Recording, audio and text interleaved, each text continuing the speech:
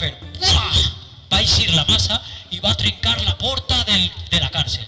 I després se va ficar damunt d'un cavall i va començar a cantar una altra volta.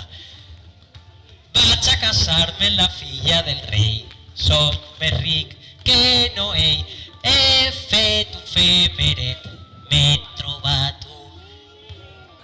El gegant estava malalt. Un gegant malalt? Com pot ser això?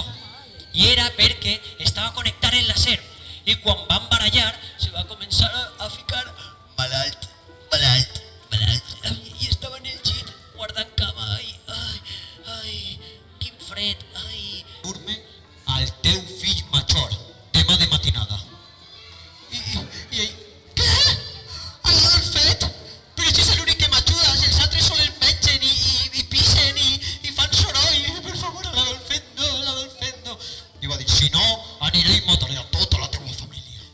Però per favor, pots baixar-me, és que me fa mal el muscle. I el baixà. Aleshores ja, Jaume I va desmuntar la tenda i va anar cap a una altra terra. Què vos pareix? Que poètic, el Jaume I. Un aplaudiment per Jaume I. Alça't, home. Que a més de conqueridor, és poètic, si és que el tenim